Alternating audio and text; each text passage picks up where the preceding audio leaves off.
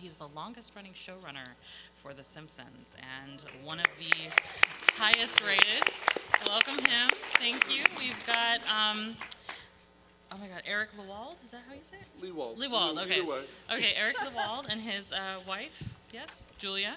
Julia Lewald. Hello, yes. Lewald. And then we have Mark Edens at the end.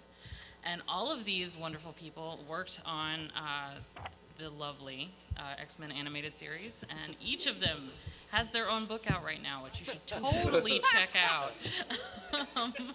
But I'll let them tell you about that as soon as, you know what, let's just start out. Tell me about your books that have just come out.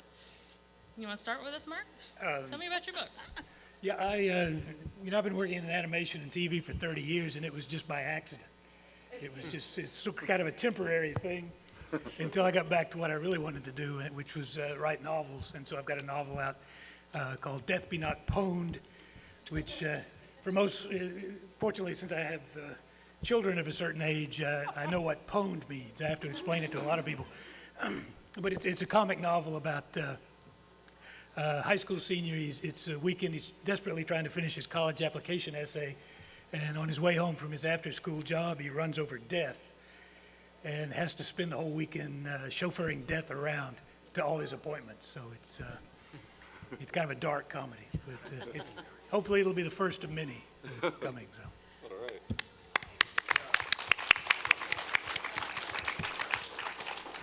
And Eric and I realized that the 25th anniversary of X-Men the Animated Series is this year, which is an astonishing thing to realize. And we had, back in the primitive days, all the photocopies of all the scripts, all the storyboards. We have the paper, all the memos, all the notes. All the nasty notes between Nasty people. notes in boxes in our garage. And I started poking him 2 years ago, and he sat down and he came out with, brand new in November.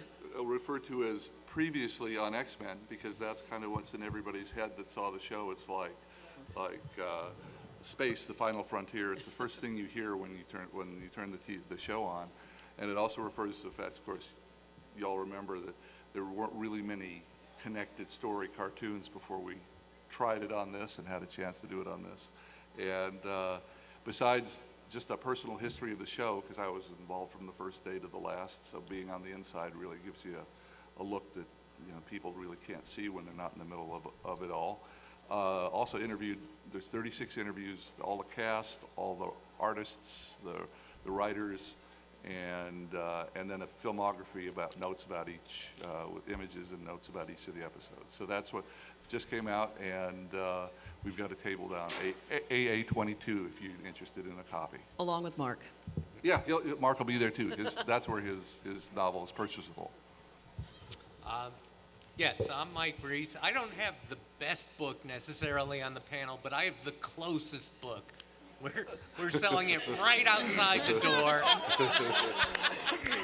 Location. You got to get past me to buy their book. So this book, it's called Springfield Confidential.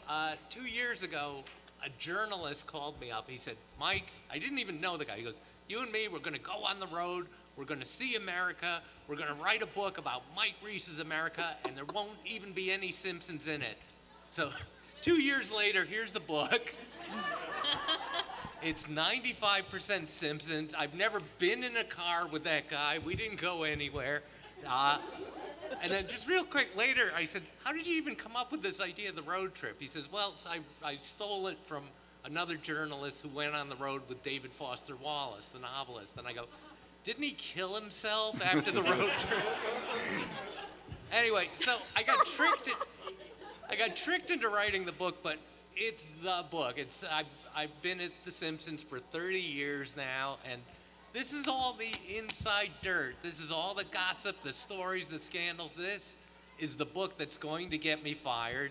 And when I say, I'll only say to this crowd, when I say it's 90% Simpsons, the other 10% is stuff I've also worked on that you might like. I created this show, The Critic, and great. It's nice we can fit all our fans in one room. And so it's The Critic, and also uncredited, I worked on all the Ice Age movies and the Minions and Rango and Rio and Robots and a lot of that stuff, and all that dirt is in here too. So It's a fun book, and again, I hope you buy it. You know, if you don't buy my book, I know what you're going to buy some big sword or something here.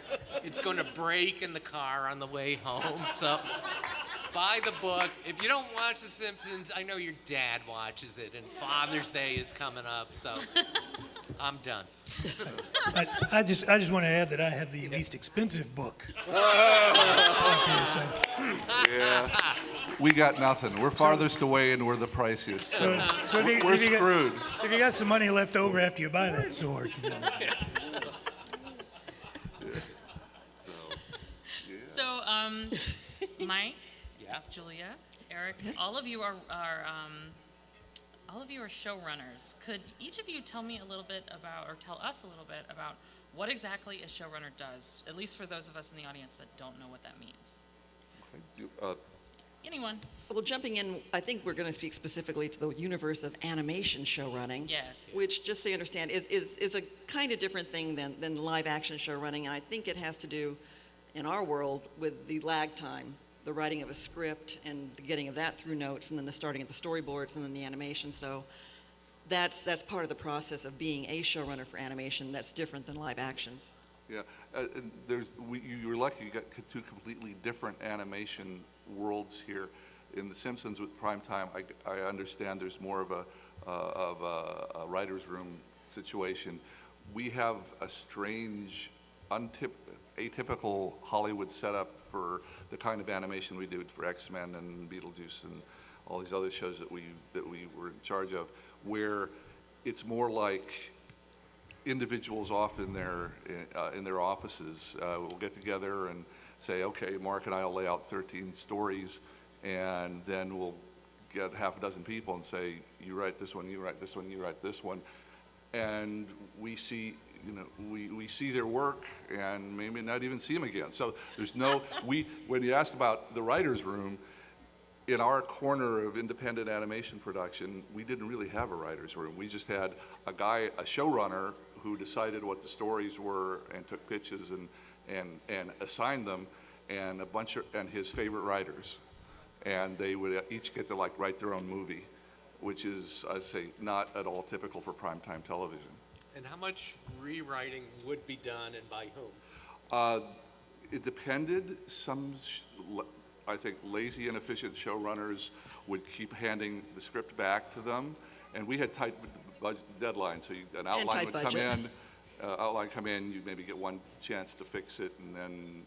But in my case, and I think in Mark's case, what we found was the most efficient, and the writers loved this. The writers would write one premise. We'd get the notes from all the 20 people that had an interest in the show, from the network to the artists, and we'd polish it up a little, hand it back to him, and say, make an outline. He'd make a 10-page outline, do that process again, hand it back to him, and he'd do a 40-page script.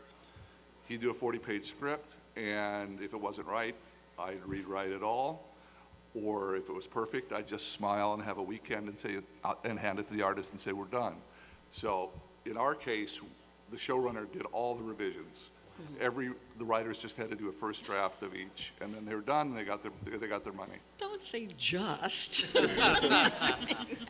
Yeah, it's funny just because not only are two animated shows working completely differently, but drama shows are a whole different breed. Where I have a friend who used to run the Law and Order shows, and I was out with him, and he's drunk in a bar, and I see him send a text. I go, what happened? He said, I just killed a character. And I go, why'd you do that? He goes, I hated the actor. So,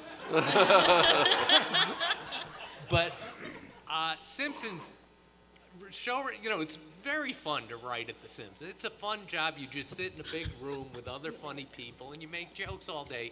But running the show is the worst job in the world. And that was my job for a couple of years, and it nearly killed me because you spend 10 hours a day sitting with the writers, rewriting the scripts, and then you go and edit the audio track, and then you edit the picture, and then you have to go over storyboards, then you direct the actors. You have to do everything, and when I became showrunner, I was trained for nothing. The biggest thing I had ever run up to that point was a dishwasher, and so, But that was it.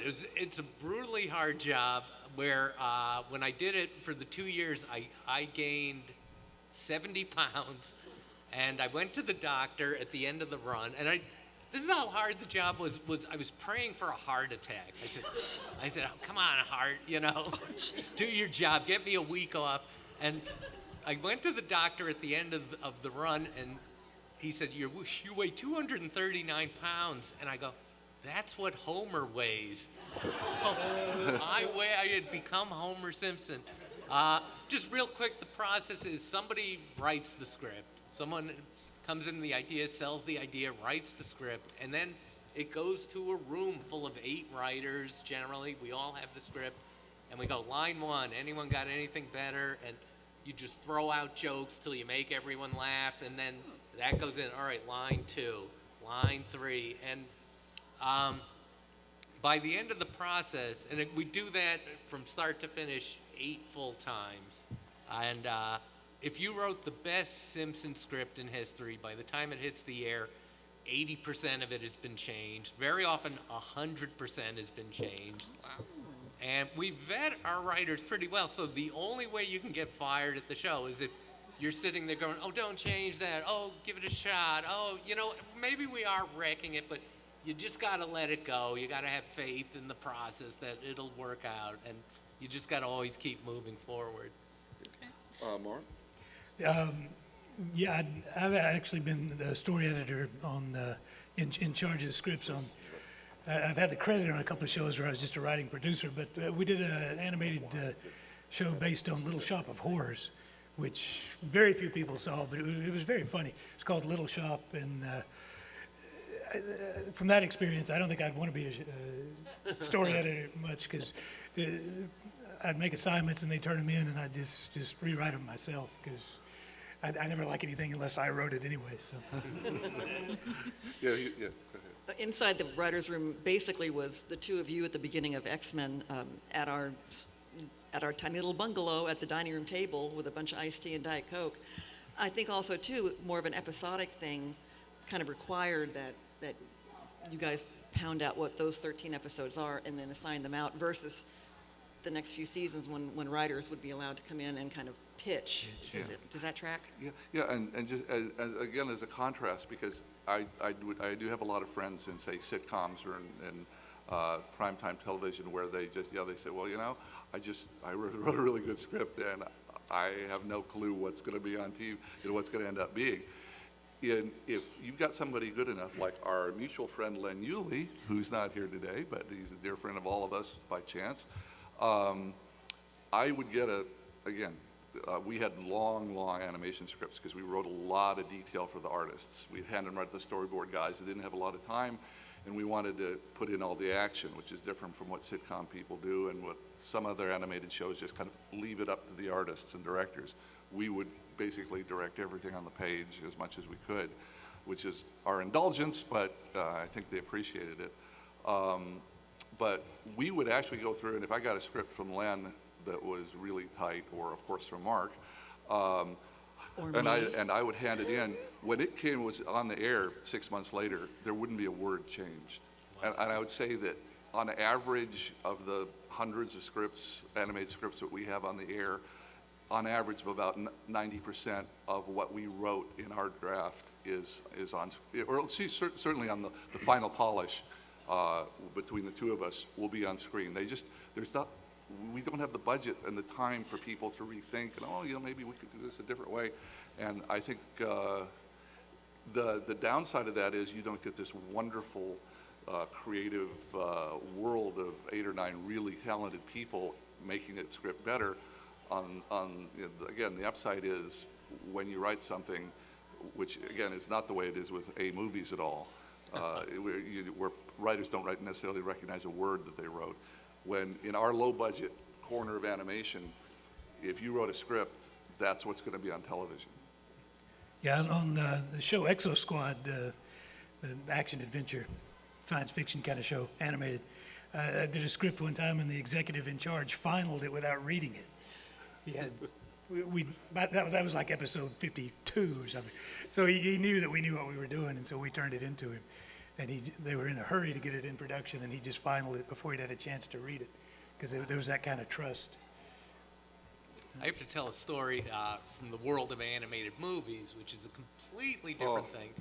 I shouldn't give the name. I tell the story in the book, but I don't name the movie. I'll name it here, so just keep it among yourselves. Denise, don't film this. I worked on the movie Rio. Remember the Rio with the Jewish parent? And I was rewriting the movie, and no matter what and the script, brilliant animator, brilliant director, but he was Brazilian, English was not his first language, and they said, you need help. And I kept sending jokes and rewriting, and they never used anything. And then Judd Apatow calls me up because his wife was the star of the movie. He says, I'm sending them jokes too, and they're not using anything. And so I kept quitting Rio. I kept saying, I can't do this anymore. I said, you don't need to use my jokes, but you got to use somebody's. And they said, no, the director goes, no, Mike, we need you. So I stayed for 4 years on this movie because they needed me. And when the movie wrapped, I said, well, will I get credit for all the work I did? And he said, well, we'd like to, but there were 19 other writers working on the movie. So that's part one of the story. Part two is they make Rio 2. And they said, will you work on the movie? I said, no, I'm not going to work on the movie. So they shoot all of Rio 2, and then 6 months before it comes out, they said, we're looking at the movie, and it's no good. And they said, we need that Mike Reiss touch, which nobody has ever said, including my wife.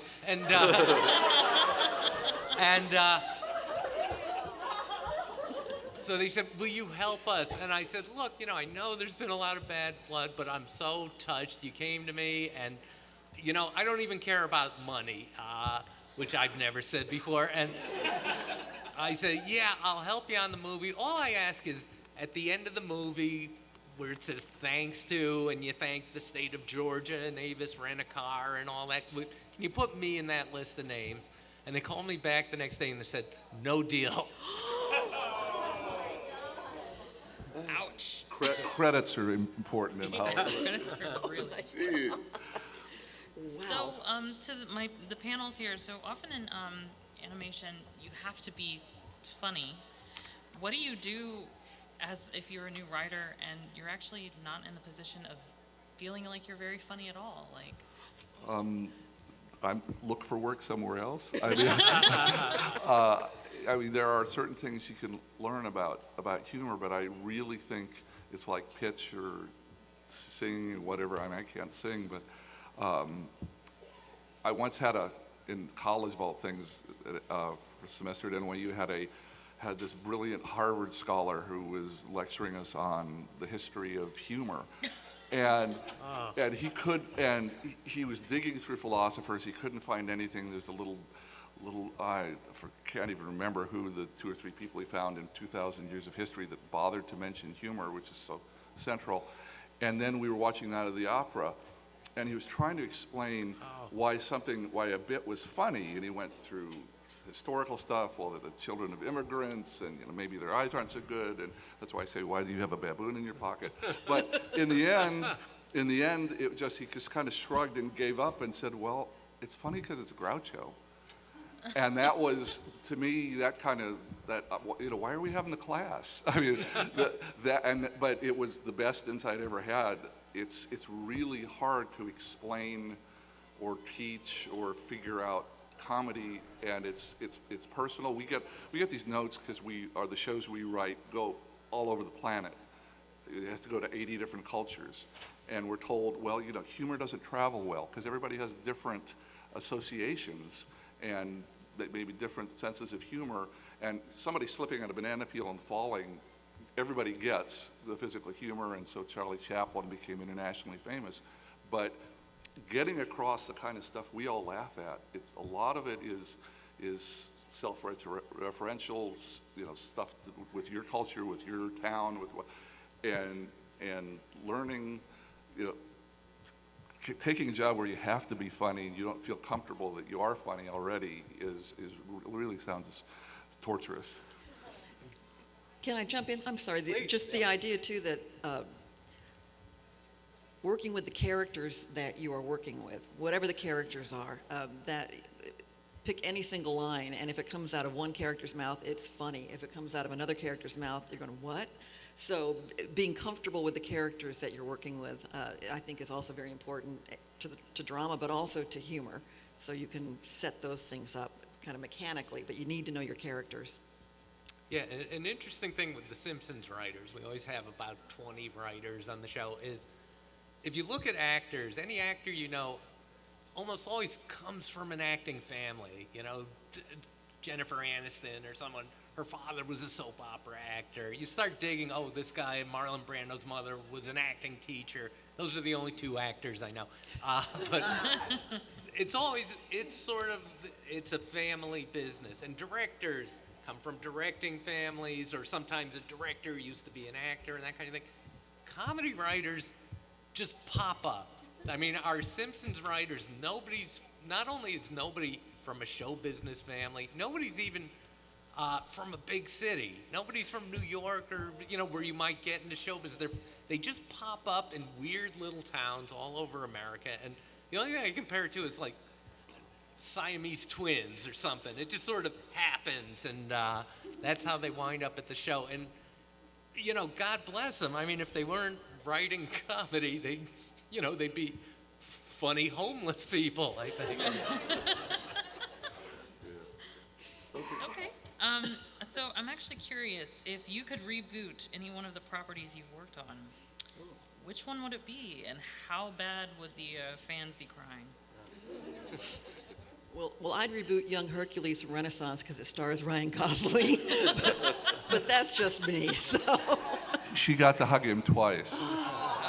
with consent, I asked him. He said, "Okay." Mark?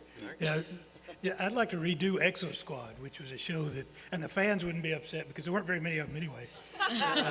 Even though it was a great show, it was not distributed and pushed very well by Universal. But it was an outer space thing, and a big problem with action adventure animation is that it never looks as good as you imagine it. You write the script and you see these beautiful things. You're writing a movie, and then it comes back and it's low budget TV animation, and it can be very upsetting. And Exo Squad was done kind of right before they started doing CGI animation, and if they could do it CGI now with all the spaceships and outer space battles and exo frames and things, it would be really exciting. It would all look real, and it would be like a big, $100 million live action movie. So, but oh yeah. Oh, well, those are three good answers. I'm blanking. I'm in this position. They are rebooting everything I ever worked on.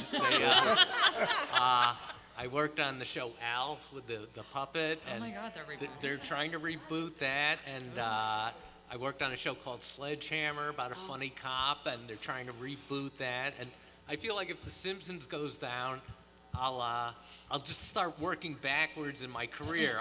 I'll be sort of Benjamin Button. I'll be getting younger and younger and working on these shows.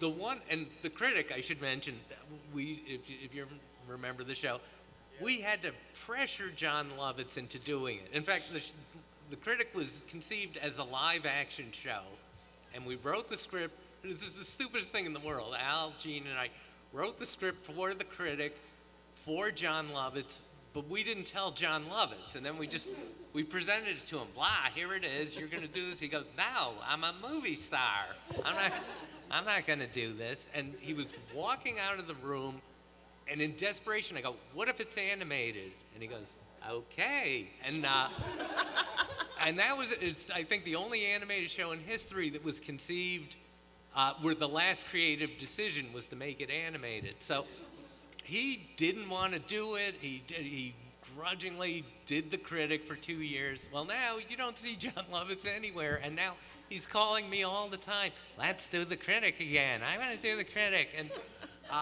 if we can do it live action, and nobody wants me, so maybe that would happen. He's eager, but The problem is there are no TV critics anymore. What he does isn't done anymore, and if we do it animated, I hate to mention it, half our cast is dead. It's so sad. If you know the show, the owner, the Ted Turner character is dead. The makeup lady is dead. The guy who played the little girl, the little boy on the show is dead. I mean, How about the penguin? the penguin lives. Penguins can't fly. Good, thanks. That's my joke. I love to hear it again. Okay. So that's maybe the critic. Okay, so Mike, I'm actually curious about your film work. You've worked a lot with Illumination Entertainment. Correct. Can yeah. you tell us more about working with them outside? Was it they did Rio or no? They did not do Okay. Rio, but it was the people who started Illuminations that did Despicable Me and all those things. Started off, they were the people behind Fox Blue Sky Animation. So I worked with them on 5 Ice Age movies, and I wrote the Ice Age Christmas special. And if you're wondering how you can set a Christmas special 10,000 years before Christ, well, you just do. And so they brought me in to work on, I think, Ice Age 1, and then just whatever they were doing. It was robots and Lorax, and they just kept hiring me. And it was fun work. It was fun. Rio was the exception. The one interesting story, it wasn't a big contribution, I thought, but they sent me the script for Despicable Me, and they had the minions running around, and the villain in the movie, Groot, just kept calling them boys. Boys, we got to do this. Boys. And I thought, you know, it'd be funny. Let's give them names. Let's give them boring white guy names.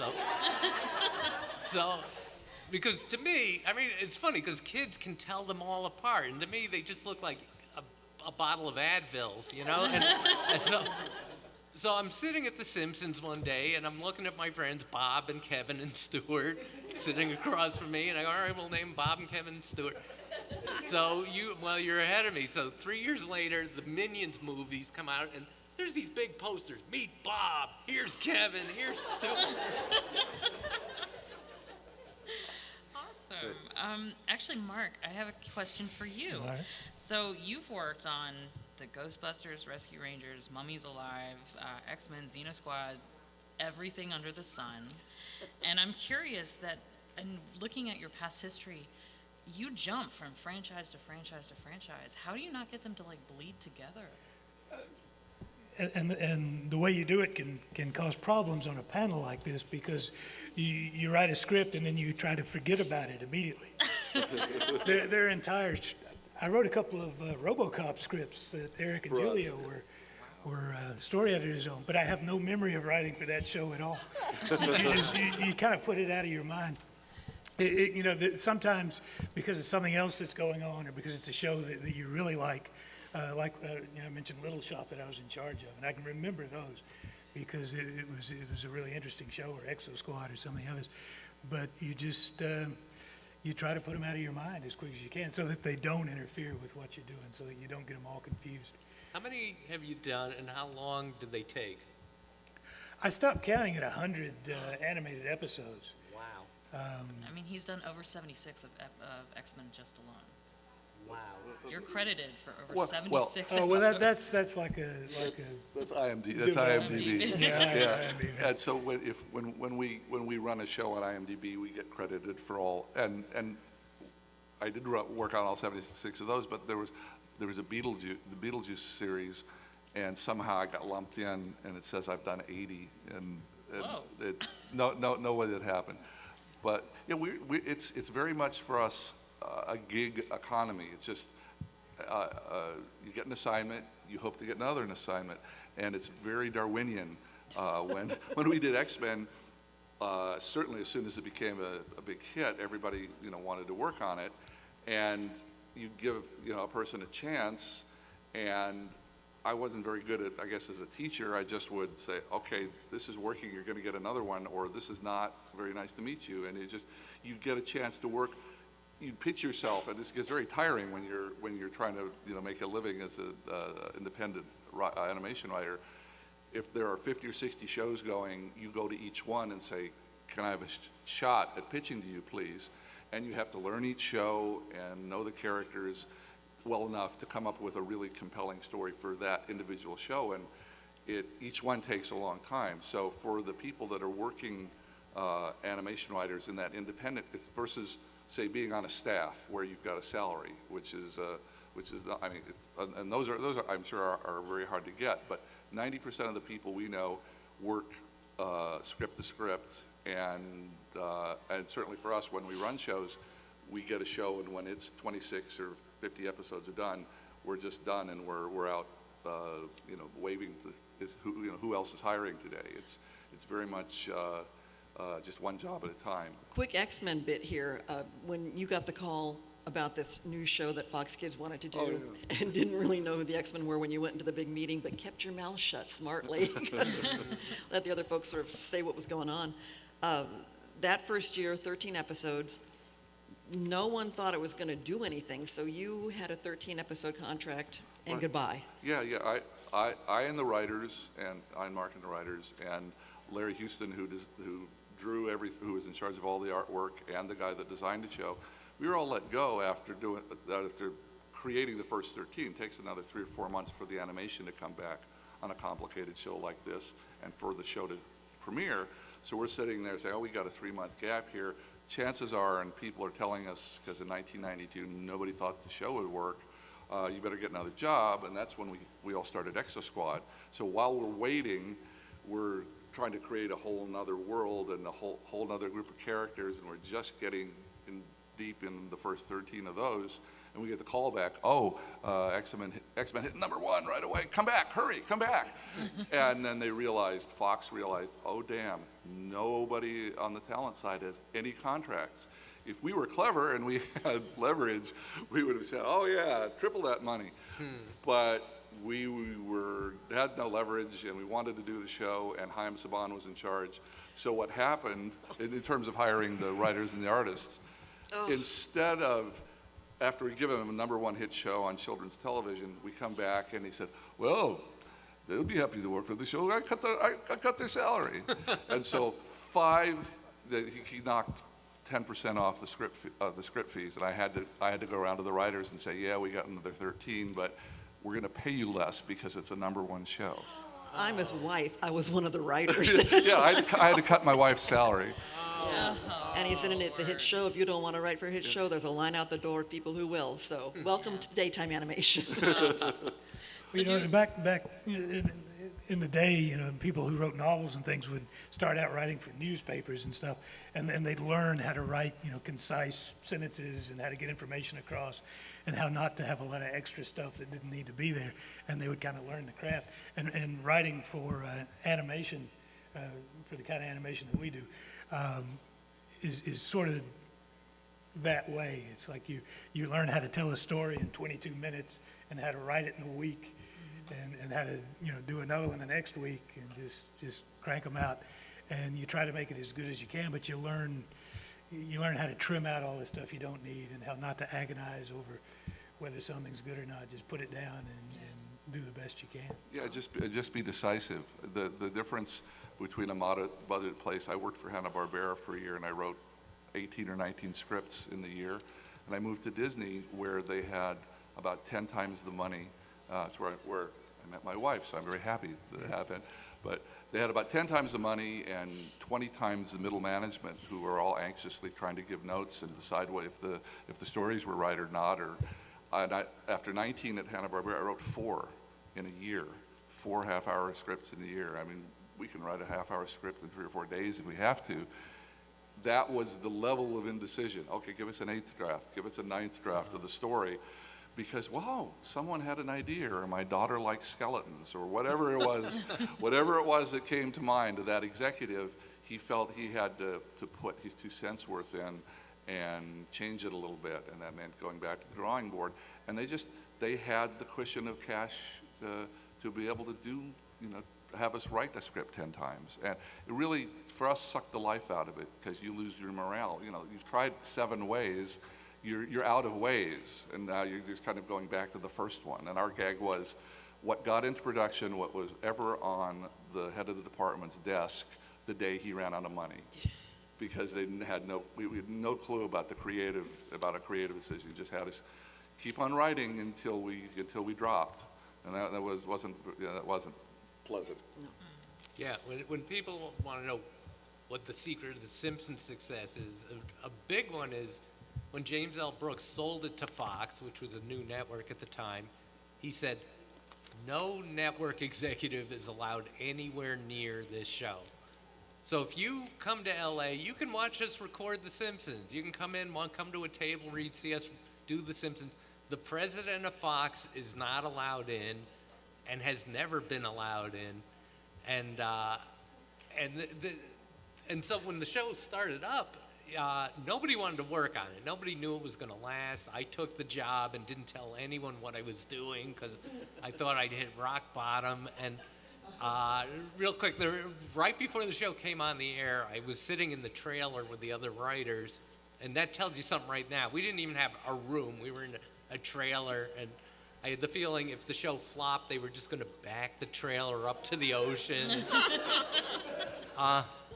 But I said, how long do you think this show is going to last? And everyone had the same answer, 6 weeks. We all thought it would last 6 weeks, and Sam Simon, the creator of the show, said, I think it might go 13, but don't worry, no one's ever going to see it. It's not going to hurt your career. And but so the interesting thing is, when that show started, not only did we have no network telling us what to do, but the entire writing staff, except for me and my writing partner, had never written a script before. They were all sketch writers. They were joke writers. So we were just people who watch TV. I don't know if these guys will agree with me, but you don't need to go to school to learn how to write. You don't need to take a class in it. Maybe get a book or something. But mostly, if you watch a lot of TV, you're learning how to write TV. And that was it. Everyone, our original writing staff just jumped in, and their first scripts, became these kind of classic episodes of animation. So I'm curious, since you guys were talking about executives, what's the most bizarre feedback you've ever gotten on a script? Len, Well, in the X-Men history, we had a really a rare out of body once in a billion experience, and that was the two executives at Fox Network were actually encouraging us to push everything far, far farther than we would normally have done for anybody else, and they were our biggest supporters. The idiots were, merchandise people and business people and people wanting to put toys in the show, and so we had a wonderful experience with Margaret Lesh and Sidney Alwander supporting us making as adult and extreme and X-Men shows we could. So that, again, that's absolutely counterintuitive to all of our other experiences in Hollywood. But Sidney, who will say anything and has no filter, had Len Wein into the office. This is about our third season, and he's if you all don't know, he's the man responsible for the current X-Men. X-Men started in the early 60s. Kirby and Lee came up with something that didn't quite work, and so the original X-Men just stopped production. It died in 1970. For 5 years, nobody was reading it, and then, of all things, an accountant looked down and said, well, we're still selling books overseas. And he didn't even say what country, he just said overseas. So maybe, hey Len, can we come up with some foreign mutants, to populate a brand new group of X-Men? And that's when he said, okay, well, I'll start with a little short Canadian guy with claws. And that's how literally I'm doing a Hulk episode. I need this little guy with claws, and I'll make him Canadian. So maybe in 6 months when we're doing this new X-Men book, I'll have somebody throw in. And he and Dave Cockrum came up with Storm and Colossus and Nightcrawler. And most of the people that of the current X-Men were not involved in the early one, and those early books really don't hold up so well. Well, anyway, so there's Len Wein, the creator of the modern X-Men, and I'm hiring him to write for the show and have to introduce myself and explain to him why I didn't call him the first season. Oh, gee, you're out here? You're the guy that knows these characters. So he's with an executive, and the executive's looking at a script and going through it line by line and say, wait a minute, Wolverine wouldn't say this. And he's forgotten who he's sitting with. He just thinks he's sitting with one of the staff, with one of the show writers. And Len just kind of leans back and pauses, and looks at Sidney, and there's a 2 or 3 minute comedic pause. And then he realizes who he's just told this. Oh, okay, I get it. Yeah, of course you would, of course you would. Yeah, oh, fine. And they went on. But so, yeah, the creator of Wolverine got the note that said, Wolverine wouldn't say this. And that's our best executive quote. I got the note I remember is the head of it did a very bad comedy for ABC that I won't even mention, and the head of ABC comedy is the son of Henry Kissinger, and you know how funny he is, and so, but it's very telling, a very Freudian thing where I got the note from this son of Henry Kissinger where the note was, "Can you make Satan more likable?" But the extreme story, the show I did at ABC, we had 11 executives full-time telling us how to do our job, and it lasted 16 episodes. But my friend was doing a show for a comedian who at the time was the hottest comedian in America. So suddenly, executives were coming out of the woodwork giving notes, and every time he changed the script, he had to send it to these 45 people on the list. And I'm looking at his list, and I go, wait a minute. 3 of these people are dead. He goes, I know. I said, every day you're sending scripts to 3 dead people. And he said, I wish more of them were.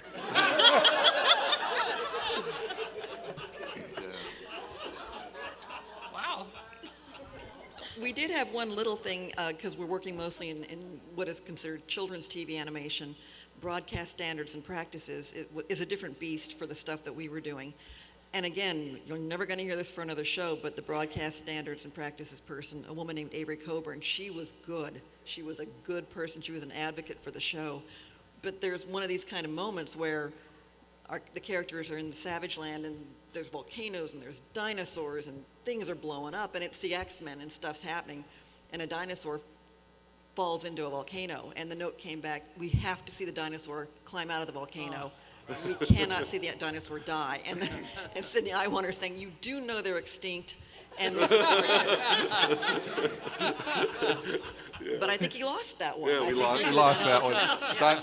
Dinosaur had to be okay. Sorry about that. The best advice that I ever got from an executive, I think Eric was at this meeting too. It was like the head of Saturday morning children's programming for CBS, and the guide for a show, you hand out to the writers a thing called the Show Bible, which has who the characters are and what the relationships are and everything, and everybody just, the Show Bible, and they were talking about something happening in some episode, and somebody said, I don't think that character would do that, because in the Bible it says such and such, and the head of CBS said, don't treat the Bible as gospel. and everybody had been working in animation so much that Eric and I were the only ones who were laughing, because when they heard Bible, they assumed the first thing they thought of was the Show Bible. It didn't mean anything to them. Didn't make the connection to that Christian thing. That was fun. There's literally a book. I don't know if you guys, yeah, they know about it. There's a book called A Martian Wouldn't Say That, where this TV writer went around to collect stories like this, and there were enough to fill a book of just idiot notes from executives. And I'm sure it's out of print, but I'm sure you can find it on Amazon, an old copy. It's called A Martian Wouldn't Say That, where it was, I guess, on the show My Favorite Martian, where the network executive said a Martian wouldn't say that. We have that book. we had a show one time, I forget which show it was. The villains were Nazis in the show, and we got a note that we had to change them to renegade Nazis because we didn't want to offend Germans. They had to be special, extra evil Nazis. So I'm actually interested, because Julia, you mentioned censorship. And I'm kind of curious, was there anything that you actually got away with that you thought would be flagged? Well, there is the occasion of sort of, we'll use X-Men for an example, but pushing the action so that when you were asked to pull back, you're basically left with the action you felt you needed for the scene. That's kind of an insider's cheat there, you know. I, I'll say with X-Men, again, you're not going to hear this for another show, but the opening episode with the death of the character Morph, I had no belief you were going to get that past the people in charge. It took about 2 weeks of discussing because Mark and I just agreed, like the first hour that we're sending out the first 13 X-Men stories, saying we're just tired of play violence. We need this to be real. We need this consequences to happen.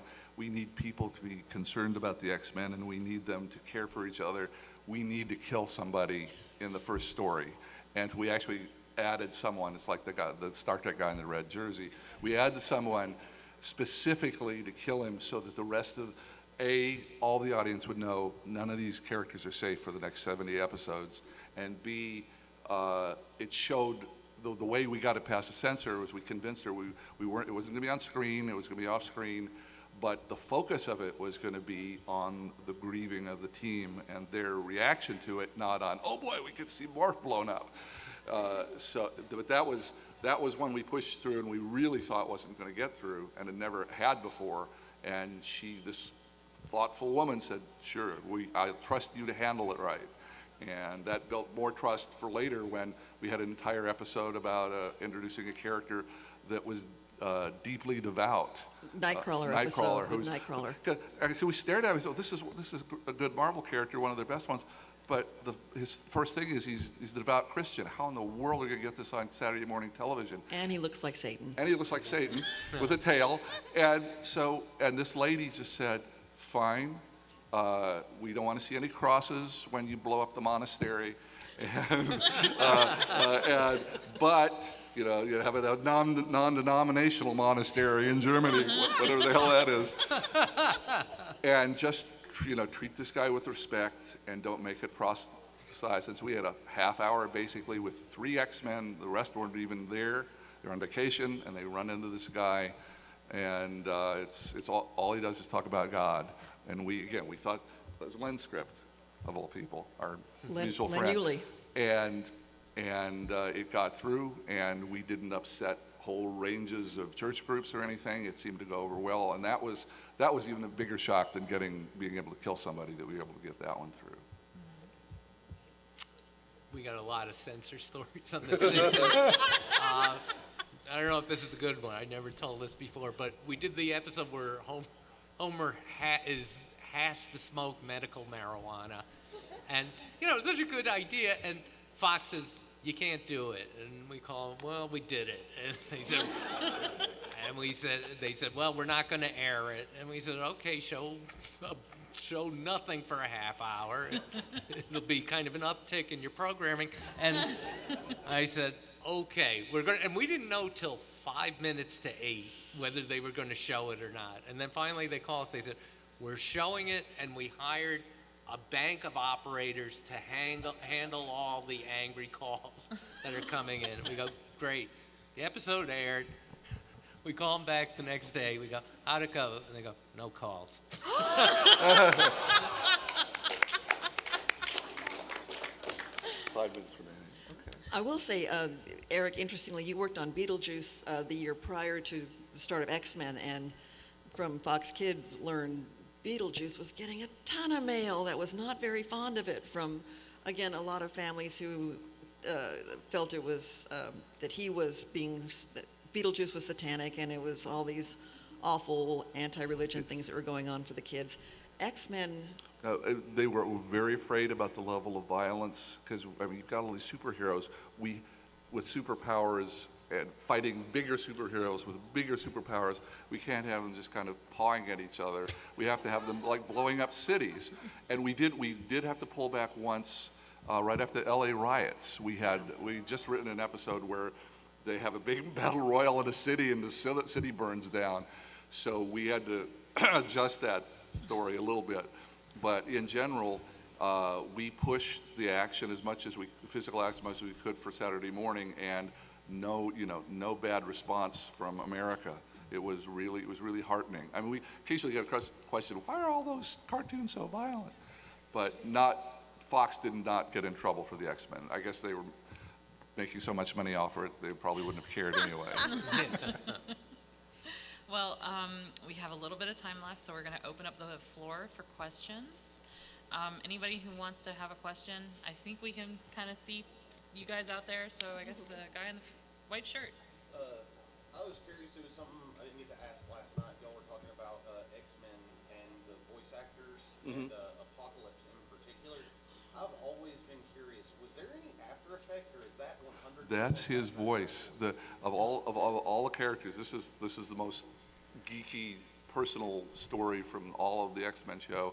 The guy that was our Apocalypse, who is many people's favorite villain in the show, is a late gentleman named John Colicos.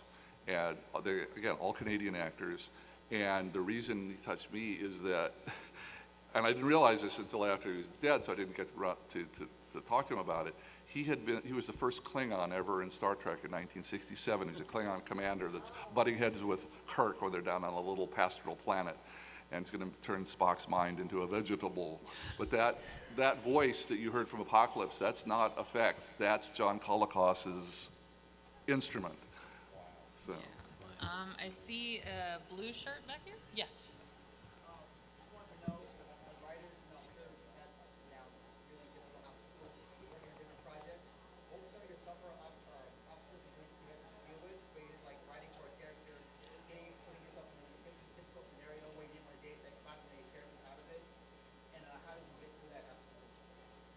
The question was, how did you get through your obstacles when writing?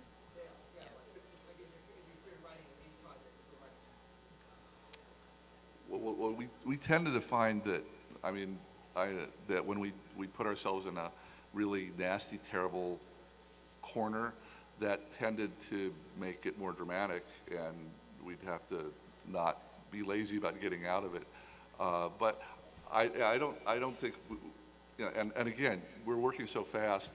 If you can't come up with a way to solve the crisis believably, you just make up a new crisis really fast. That's interesting. A lot of the times, for me, the biggest problems come from the notes that you get, because there's the way that seems normal to you, that seems to work, that seems logical, and sometimes you're told to do it a different way, and it's just so hard to try to make something happen in a story that shouldn't happen. I mean, it can drive you crazy, and that's the hardest part of writing in a way. Also having a nugget for a story that you really want to work, but at outline stage you just can't make it work. And so having to sort of give up on something, but doing it at the premise stage before you get all the way to the script stage, because it's not working. I can tell the story. My wife said, hold up the book. In case they clear the house early. Remember, I'm right outside the door. Great Father's Day gift. Okay, so the story is, just because it's the longest we ever worked on a joke on The Simpsons, because the whole episode hung on it. It's Lisa the Beauty Queen, where Homer enters Lisa in a beauty pageant. She becomes Little Miss Springfield. And then she becomes very political, and so the town's fathers say, we've got to find a loophole to kick Lisa out as Little Miss Springfield. What did Homer do wrong that we can exploit? And that was a hard joke, because it had to be something Homer did wrong, but not make him look too bad, because it's going to crush Lisa. And we had this one writer on the show who would just come in every morning and we don't know if he was asleep or dead or meditating, but because we're not a bunch of jerks, we would talk real quiet around him all day long. But he was just out. And so it's 3 a.m. We're nowhere near a resolution of this joke. And suddenly he goes, in a box, Mark, do not write in this box. Homer wrote, okay.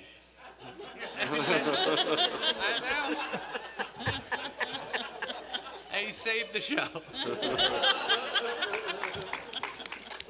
I see the gentleman in a red shirt. Yes. All right, so I just want to know something about The Simpsons. Like, how do you guys keep having ideas for that couch scene? Because I imagine after like so many episodes, you just run out of ideas. Yes, it's really, really hard to do those, the couch jokes. We do them, and we do them, it's an afterthought. It's always, if our day ends at, we're done with work at 5:30, instead of going home and having a hot meal, the boss goes, all right, write a couch joke, or sometimes write a long couch joke. And what can I say? They're really hard. People like them. We love farming them out. You know, we've gone to a lot of animation directors, and Fox hates this because they don't want to pay for these things. But you know, we got Guillermo del Toro to do the greatest couch joke in history, what we got Banksy. We got Banksy. No, no one even knows. We don't even know. It could be a woman. It could be 3 people. We don't know who Banksy was, but Banksy did this great couch gag for us. So people want to do it. But, you know, Fox doesn't want to pay for it. But it's a dream for us, you know. That's 14 seconds every week we don't have to write. Yeah. So unfortunately, we are out of time for questions, but I do want to ask our guests, where can we find you on social media, and where can we find you here at MomoCon? The 3 of us are going to be down in the Artist Alley at table 22 with. AA. What did I just say? AA. Okay.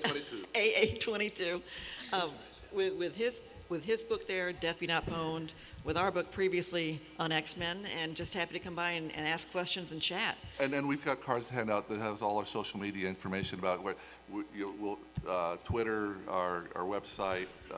X-Men TAS 92 tend to be our handles to find us on those things. Mark? I'm antisocial, so I don't have a website, but I'm on Facebook, which I joined just, you know, to prove that it was passé.